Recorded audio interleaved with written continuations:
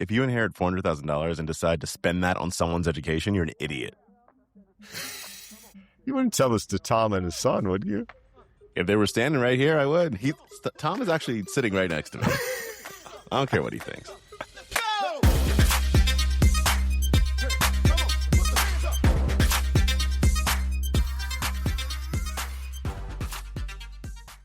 This podcast contains the arguably witty banter of two friends, Skippy and Dougals, that like to debate about investing. The content is intended to be entertaining and for informational purposes only, not investment advice. You should do your own research and consult a financial professional before using any of the information in this podcast, and especially before investing. I'm just a boy coming on a podcast to talk to a girl, to say I love you. These are so bad. Name that movie, bro. I don't know any of these movies. Like, that is a vaguely familiar quote. Have you never seen Notting Hill? Have you never seen Notting Hill? See, I thought it was the one where the other Hugh Grant one where the boy throws the loaf of bread in the lake and kills a duck. Oh, no. That one? So you thought it was Mad Love with Drew Barrymore. I think that's about a boy. The Hugh Grant movie, yeah, sure. Bubble Boy.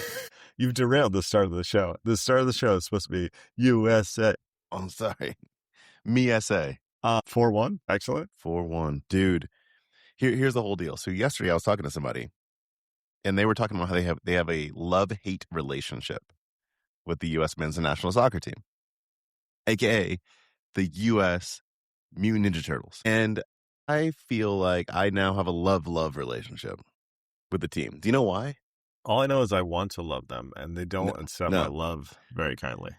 So on HBO, there's a show called U.S. Against the World, and it chronicles the last 4 years of the U.S. Mutant Ninja Turtles.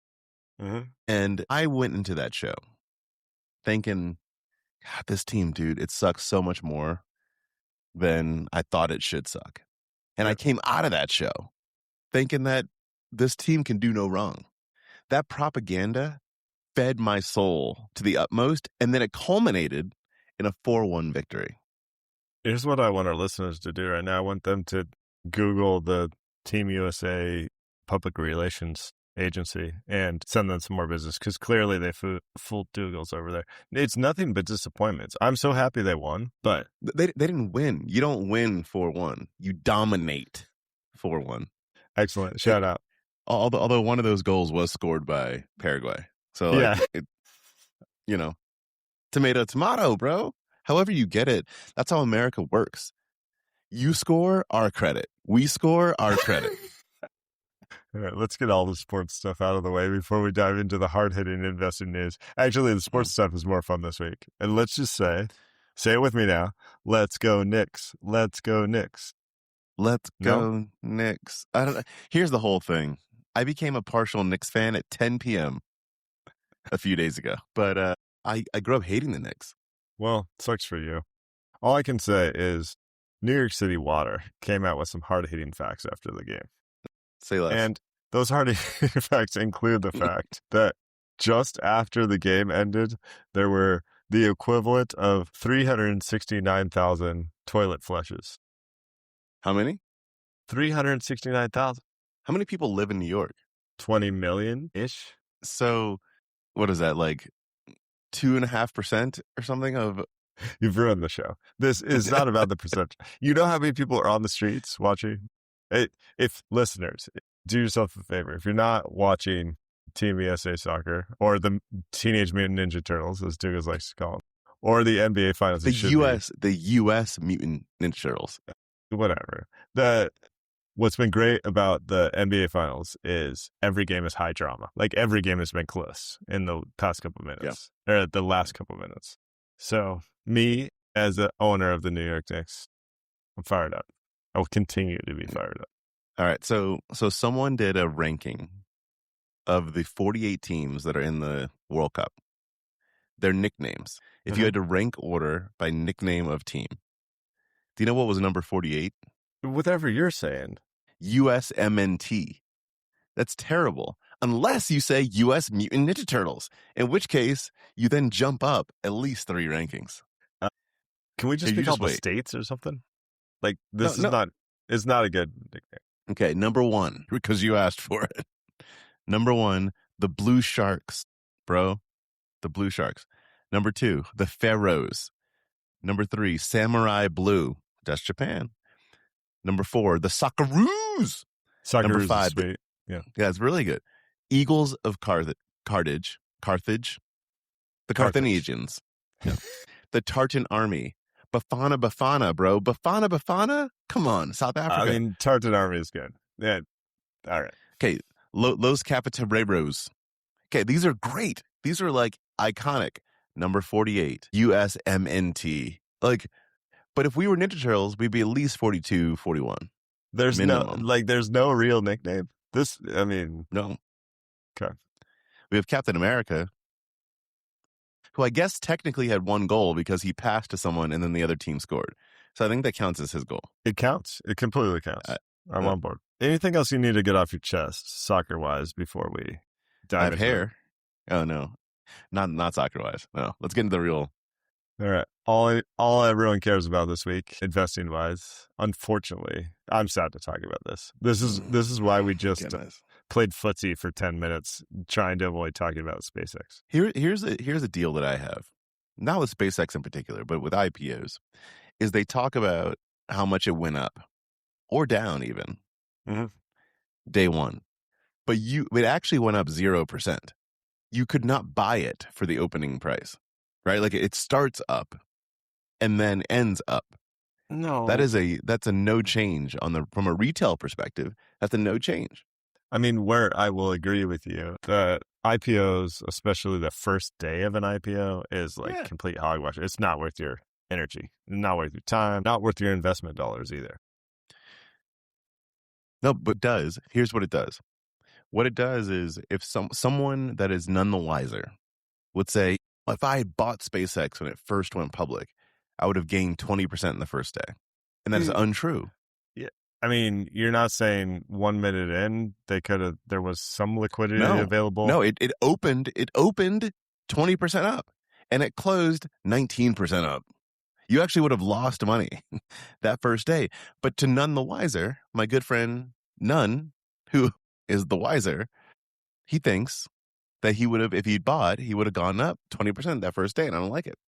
The IPO, the investing week is tough when we're doing Buffett quotes this early in the show, but here you go. Oh my goodness. From the idea farm. An IPO is like a negotiated transaction. The seller chooses when to come public, and it's unlikely that time is favorable to you. That's from Buffett. Of course it went up. They sensed that there was more demand than supply. They did that very carefully. I'll tell you, it won't be up in 6 months, but... Oh, God, no. Are you kidding me right now? 6 months. This guy. Give it 6 weeks. I'm fired up about a lot, as much as I've been trying to avoid the SpaceX news. But I just want to say one thing. You're allowed to think SpaceX is an incredible company that has incredible engineering and think that paying anywhere near $2 trillion for it is an absolute joke. You're also allowed, I would argue this is correct. It's been correct with Musk for a long time. The quotes, the headlines that went around that says he's a trillionaire is just complete garbage. One, I mean, true. No, it's not. Okay. No, it's not. You can do some math that implies he's a trillionaire. They sold 75 billion shares, at a roughly 2 trillion valuation. He cannot go to the open market tomorrow, sell all of his ownership in this entity for that same price. If he put that much supply into the system, he does not get $1 trillion back. And this is one of those cases, like you say all the time. You're buying a piece of a company, right? If one, here's the test of what you do. If one were to go, and let's just say you had the money, and you were to buy the entire company of SpaceX. Yes. Would you spend $2 trillion? Would I? That is the question. That's the question to ask oneself. If I were to buy all of SpaceX today, to feel like my money was going to go up, I'd probably spend somewhere between $1 and $200 billion. That is 10% of the current value of the company. Yes, you're more rational than most, and these numbers are so large that almost no single human is able to do this. But but I can. Yeah, that's right. You raise money, you get investors together, right? Yeah. No one in their right mind is offering $2 trillion for 100% ownership of this thing. Like absolutely no one. Yeah. And on top of that, a significant portion of the value that you would assign to this relates to one crazy, brilliant individual. Without his engagement, without him having a significant piece of ownership, the value of this thing. Like, what is SpaceX without him? It's, in my opinion, worth 30% of what it's worth with him. What is him without SpaceX? Worth like 75 cents. So it's a match made in heaven. Neither can be without the other. But let's continue giving props, okay? At least on the investing front. I like that. So I've been told, this is a quote from Musk, right after he got his money from the PayPal acquisition, he had roughly $180 million, right?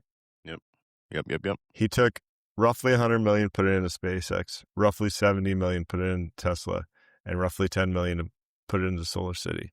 Like, one, it tells you that he's not really driven by wealth, because $180 million is enough to, if you don't want to do anything for the rest of your life. Yeah. So he clearly wants to start and run companies. He clearly wants to be a visionary, be in the middle of complex challenges. That's just the nature of this. But you look at those companies now, and I'd argue maybe you should take 10% liquid market, but I'm a value investor, right? It's still an incredible achievement in terms of value created.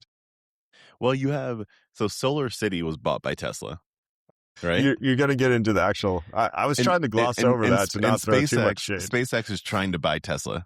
Well, and SpaceX bought X, which formerly Twitter, which, yes, the financial engineering happening here. I mean, that's a whole other episode. But the fact that he's convinced some people, what seems like a significant amount of people at this point in mania, to give a significant amount of money to him and his companies, that deserves some applause, correct?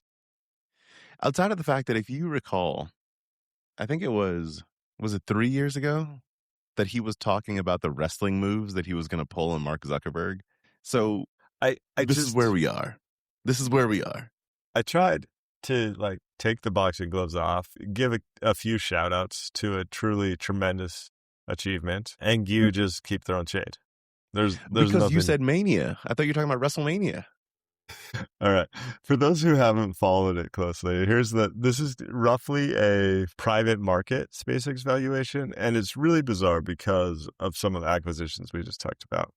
But as recently as late 2025, the so-called fair value of this thing was in the range of $200 million, right? Since then, this chart pretty much just goes straight up, right? You have the mania of AI tied to the mania of space exploration, tied to the mania with satellites, tied to the mania with potentially putting data centers in space, which relates to the AI mania. The one thing I feel strongly about, and this is borderline a prediction, is when this bubble pops, people will talk. The SpaceX IPO will be somehow linked to it. Oh, right? Absolutely. And one because Elon is not an idiot. He's brilliant. So this man 100% goes, when are we going public? I need it to be in the next 18 months. And then he looks at all the analysis and goes, 18 months from now, there will be no public market? Okay, so I need to go ahead and at least do when bubble pops minus 6 months so that we can sell after the lockup period. Yeah. So he has calculated the crap out of this. Well, and I actually haven't done a bunch of research on this. I assume the lockup period is standard in 6 month term. Foremost, right? 6 months from now is a very interesting time to watch this stock, to watch other stocks, especially if OpenAI and Anthropic IPO on the expected timeline, right? You can kind of start the clock. This is not a prediction about prices, because prices do crazy things in the short term. But to check in 9-12 months from now, there will be so much more information than we have today. Yeah. Well, there'll be less information because there's going to be less dollars. But I understand generally what you're trying to say. I'm going to go ahead and throw this out there. $2 trillion is where SpaceX closed. End of day one. I'm going to give a less than $500 billion in 6 months. Are you coming with me? No. One, I'm happy to place bets on the U.S. men's soccer team. Happy to do that. I'll put as much as a quarter down. I'll pull 25 cents down that they a $250 million. Nope, that they will win another game in group play. I'm happy to go on the record with that. A 75% drawdown in 6 months. Yeah, I'm gonna say it. I think drawdowns like that happen when forced selling happens, and I don't really lockup period, bro. I'll tell you this. My portfolio will be in great shape if that happens. I'm not too worried about that. But no, I can't get on board with a 75% drawdown on that. All right, I'll bet you a quarter. Months? I'll bet you 1 quarter. Don't you have to say like 9 months so at least the lockup period can... I meant but 6 months is 1 day after the lockup period. So if there's that much panic, you know how the insiders always tell a story, especially as it relates to buying and selling? An insider buying a clear signal, there's only one reason to buy, pretty much, right? It's because you think there's rosier times ahead from a profit perspective. Yep. An insider selling can happen for many reasons. One is just we now live in this world where if you work at SpaceX, OpenAI, or Anthropic, people have been telling you that you're going to get a $2 to $15 million paycheck for like the janitor type employees. Yeah. And do you know the number of universities that own SpaceX? There are universities I saw that 10% of their endowment is in SpaceX. Well, it wasn't when they made the investment, but those CIOs would happily they're unload done today. They're like, their calendars are set for the day in which they could sell. As it should be. For those who don't know, if we haven't done a good job, if you haven't followed this closely, the reason we talk about this in such absolutes, although I'm not making terrible predictions like Dougal's is because the current price to sales ratio of SpaceX is somewhere around 100 times. Now, everyone expects SpaceX to grow, but if Dougal's is over there holding up books about collapse and broken, just talk to the people about this. What am I talking to the people about? I've already said it. The day that people can sell, they're going to sell. This is not a hold situation. Hodor. Remember Hodor? Hold on. All right. Go ahead. Let me get back to price to sales of 100, right? Okay. If they operate at today's revenues for 100 years and they have zero costs, which by the way, they lose money, but if they had zero costs, 100 years from now, you'd be able to pay off your shareholders, right? If they double, triple, quadruple, if revenue 10x's, they're still at a price of sales of 10. So the same man that is saying what you're saying right now, the words coming out of your mouth, is the man that is saying that there's not going to be a 75% drawdown in the next 6 months. Your time frame's crazy. The price to sales of 100? Dude, it could go down by half in the next week. There will be a drawdown of 75%. I'm pretty confident saying that. I'm not going to put a timeline on it. Here's where I'm betting you 25 glad you're getting angry at me. I want you to be angry today. But this is not worth my energy. Like, it's not worth my mental space to even follow. It's just, it's not, Buffett would say too hard pile. I don't think it's too hard pile. I just think it's not physically worth like the physical toll that it would take adding wrinkles to my brain to think about this. Does a man shake his hands for no reason? No. A man shakes his hands because this is a situation, and I'm shaking my hands at Skippy for those that are just listening. Mm-hmm. Going down by half, it just like happens if someone coughs when you have valuations like this. As it should, yeah. Yeah. That's not you act like this is some irrational, like you said the only reason something goes down by 75% is because of forced selling. No. It's because someone didn't check the valuation. No. All you have to do is check the valuation and go, oh, actually, I should probably sell this thing and wait a little bit. That's all you got to do. I'm sorry. Unfortunately, you're wrong. This is a mania. Last time I was wrong was back in 1988.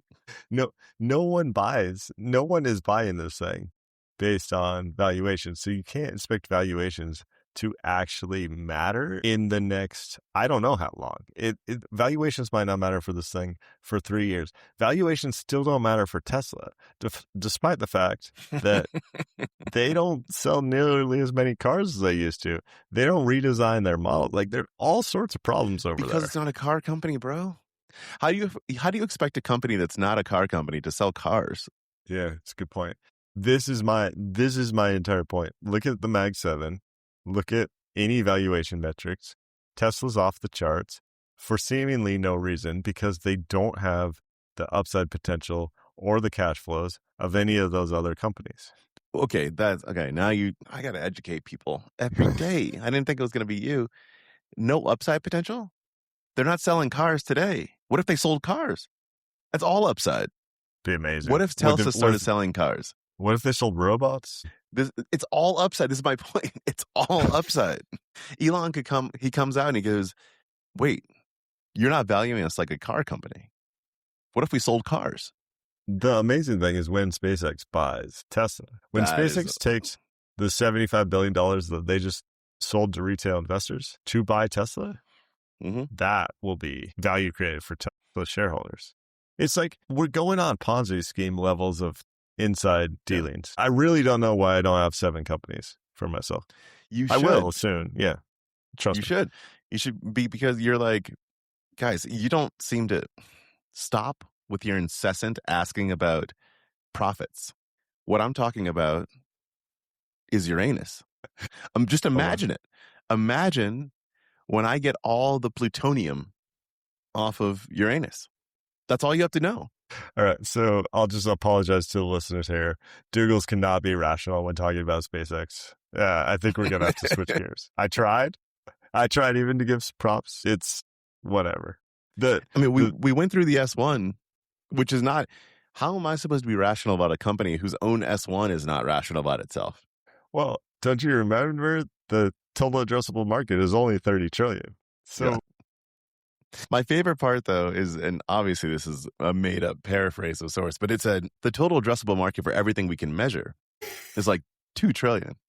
It's because we don't know the GDP of Mars, dude. We do not know. 30 trillion minimum. I mean, that's without us even knowing Martians.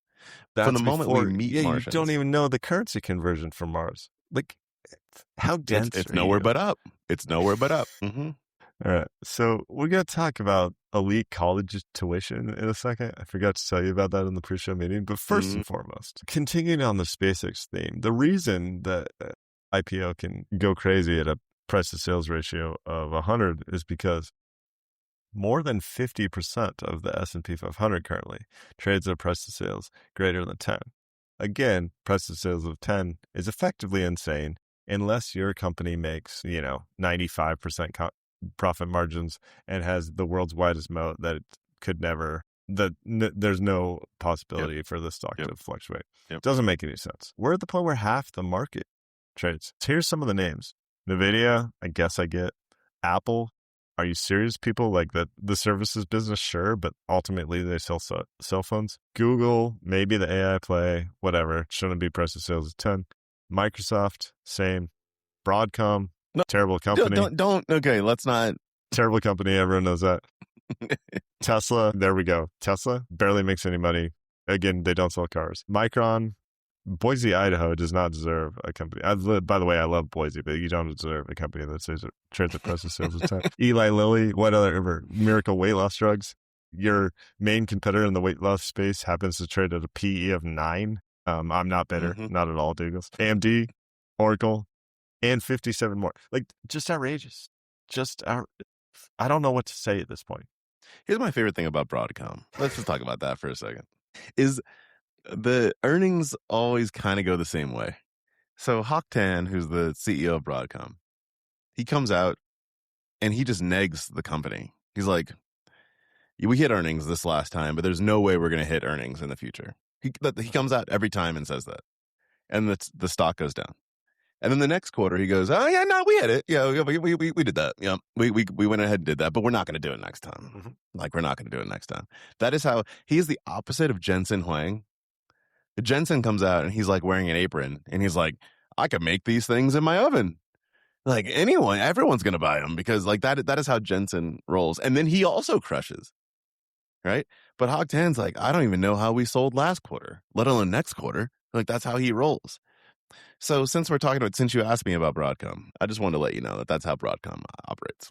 I appreciate it. I'm really, really thankful for that. The inside jokes on this show, if you're a new listener, you just missed like 7 inside jokes as we went through that stock list, but that's fine. And let me correct one thing because I misspoke. This is half of the S&P 500's total value, not half of the names in the S&P 500. Yeah. But you get the gist, right? 70 plus companies, typically the largest companies, trade at crazy valuations. People think that they're going to be around forever and never have any hiccups. Here's the good news. They're going to trade at price to sales below 5 in the fairly near future. I can't wait. I'll tell you something also that, so someone came to me and they were asking for career advice. And they were like, I think I might go to one of these Fortune 500 companies because they're always around. And I was like, well, do you want to know about the turnover of the Fortune 500 over the last 100 years? And they were like, who did I just come to? I was like, can you look at my resume? Was what they were looking at. And I was like, well, let me give you a history of the Ford Motor Company. Classic Dougals. Very unfun. What can I say? All right. Last piece to wrap up this episode. There is a brilliant, in my opinion, piece on college tuition costs. One of these surfaces in some way or another every 9 months. This is by Tom Lang. I'm not sure if I'm pronouncing his last name right. We'll link to it. It's raisinghumanity.substack.com. His son, he has multiple kids. His oldest is just about to head to college. They're a wealthy family that's done well, if I remember right, in the Bay Area, certainly in California. That's right. That's right.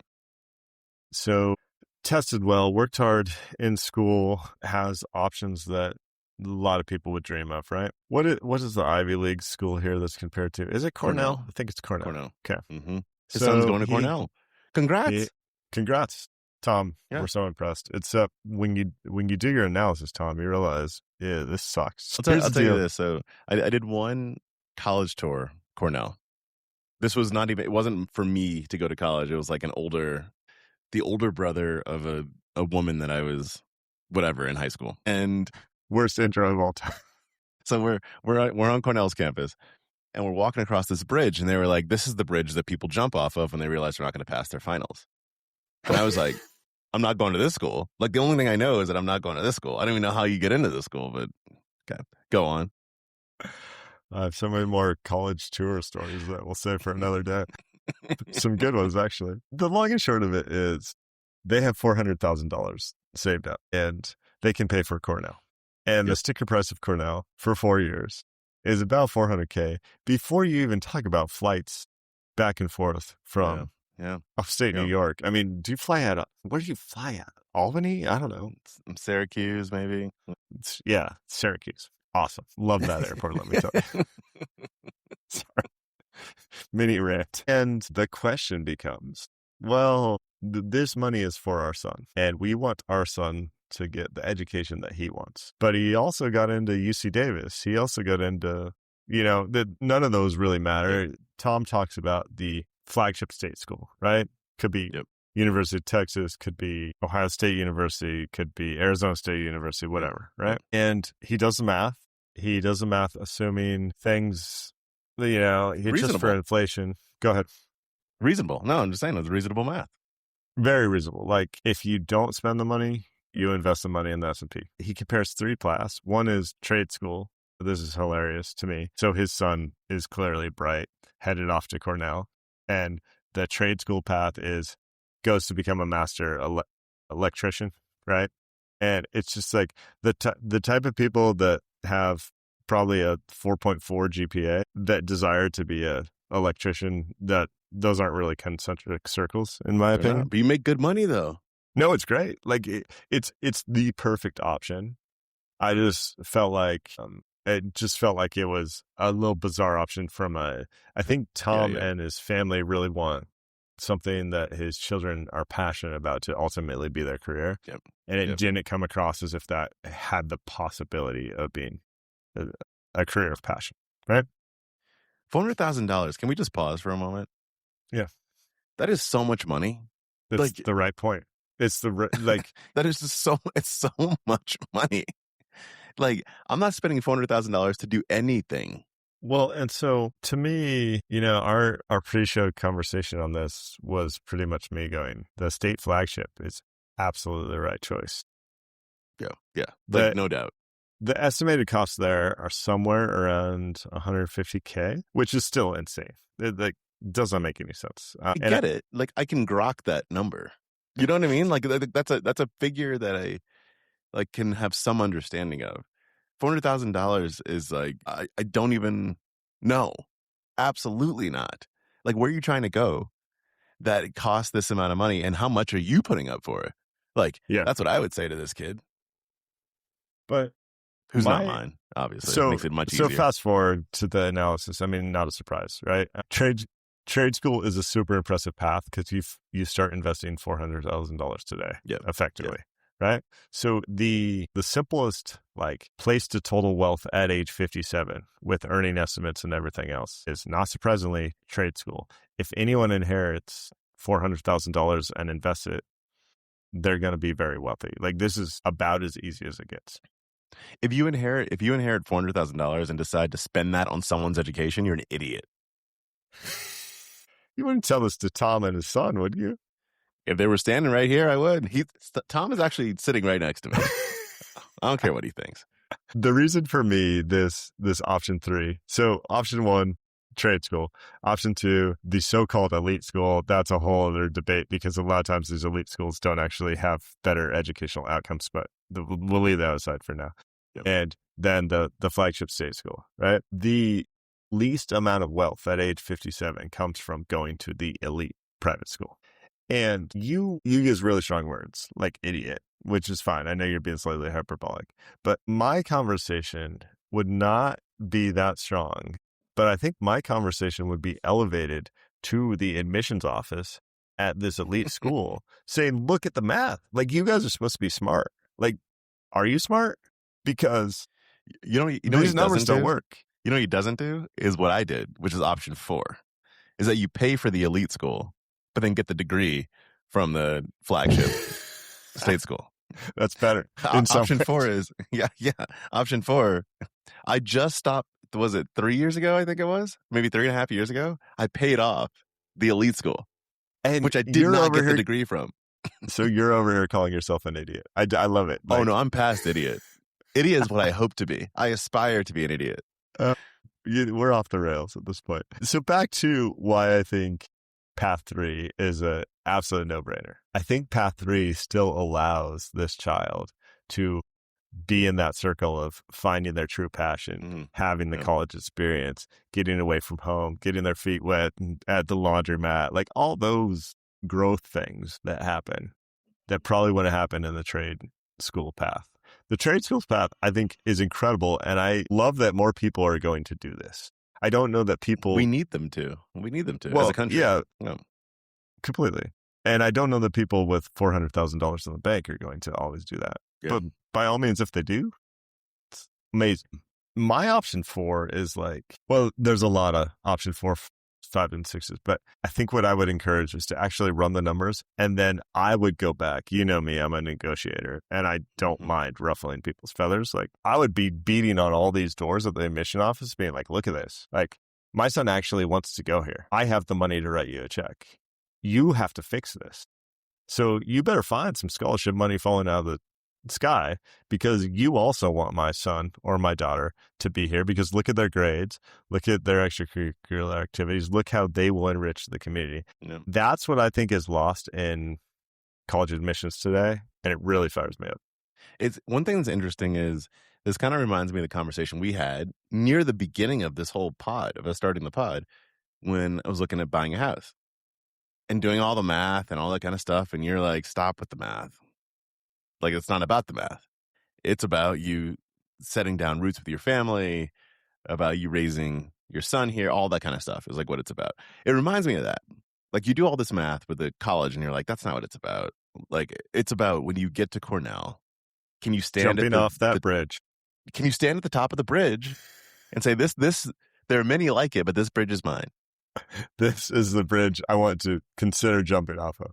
Yeah. Sorry. But just jokes aside, consider. You're 100% right. That's why Cornell can have a sticker price of $100K a year. 100%. It's about emotion. But and the funniest thing is, this math is so crystal clear, yet the decision is still Who cares Yeah. about the spreadsheets, right? That's right. So that tells you so much. But this individual better like talking about how they graduated from Cornell so much that it's worth, I'm doing some quick math here, $2 million. Like, it has to be worth $2 million to them at age 57. That's a lot of, life is not about money. Life is not about spreadsheets, but that's a lot of trade-offs. That's a lot of opportunities lost.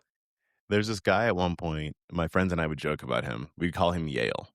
And the reason is because within 90 seconds of meeting him, no matter who you are, you will know that he went to Yale. Mm-hmm. Like he brought it up so fast. And no matter, like you'd be like, hey, where should we go to eat? He'd be like, oh, I went to Yale. You go, that has nothing to do with this conversation. Well, but the pizza at Yale is just delicious. Yeah, exactly. So exactly. Like that's how it would happen. Now I get it. His father was probably like, you better, this degree costs so much money. $2 million of talking points. All right. $2 million. Yeah. It is $5 every time you mention it. So you better start talking right now. Now I get it. 100%. Probably know 100 of those people as well. There's, I guess, please understand, we're joking around here. We're having a little fun. We understand how much a college can become someone's identity, and everyone's decision is going to be personal for them. But just have a little balance, you know? Look at all sides of this equation, because it's becoming fairly lopsided for certain universities. It really is. And Douglas, you talk about, you joked earlier about your situation, but do that same analysis where the person does not have $400,000 where they could pay this tuition in cash, and they pay student loan debts for 10, 20, 30, 40 years, right? It's going to make things look even worse. It's not great. So I'm going to go ahead and tell you, it's not a great thing. Oh my goodness. All right. Got anything else in the fishbowl? No, that's a wrap. I got to go buy some SpaceX stock. One share, man. I don't there's so many memes about people buying one share, and I don't understand why. Like the memes are as if a share, it's like Berkshire Hathaway, right? Where a share is like $300,000 or whatever it is. Mm-hmm. A share is like $170. I don't know why there's so many memes around. Like, how do I get one share of SpaceX? Don't you think that some of that is the emotional attachment to a company that's inspiring, a company that dreams big? You're an idiot.